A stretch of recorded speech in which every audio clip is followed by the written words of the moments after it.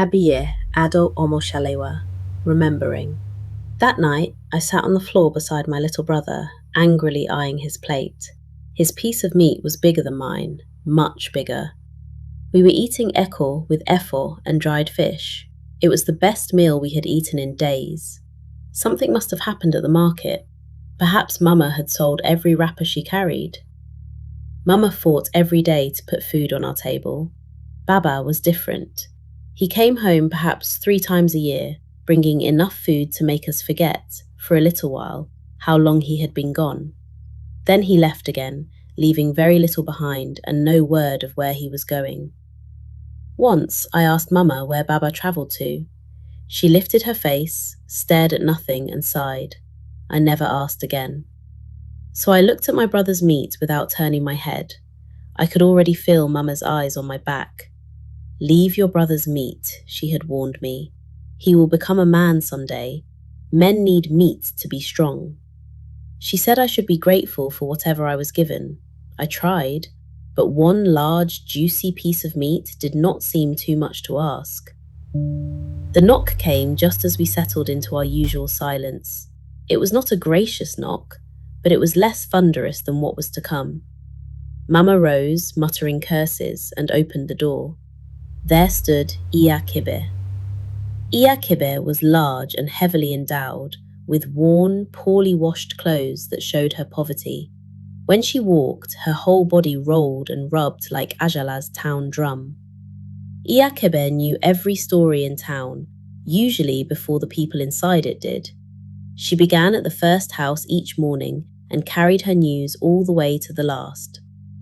Mama kept one hand firmly on the door. Iya Kébé walked in anyway and claimed the most comfortable chair. She looked at our plates. "Ha! Omósáléwá, why is your meat smaller than your brother's?" "It is none of your business," Mama grumbled. "Tell us the latest news. Our radio has been broken for so long that even Kiji cannot repair it." Iya Kébé sighed. Then she sighed again. Mama dragged the chair noisily beside her. "Speak. This silence is not what you came for." That was all Iya Kébé needed. The words rushed out of her like water from an open tap. "It is Àbìyé. You remember the girl with the long mark on her face?" Mama nodded. "Àbìyé told her mother she wants to go back to her family." "Her family? Which family?" "A family in another town. A town so far away it would take a week to reach. She says she has 2 daughters, a son and a husband waiting for her." Mama's eyes widened. "Did Àbìyé not turn 15 only days ago?" "She did, 15, but she says she has been away for too long. She says it is time to go back." Mama frowned. Was it not because Àbìyé kept trying to go back that her father marked her face? Was it not because of that mark that she did not die and leave them again? You are right, Mama Omósáléwá," Iya Kébé said. "I knew something was not right. The girl has always been strange. I often see her talking and playing alone." She lowered her voice.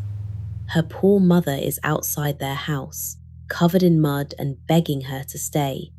But when I passed, Àbìyé had packed her bags. She was ready to leave. Mashil." Iya Kébé pushed herself up from the chair. "A whole family," she said.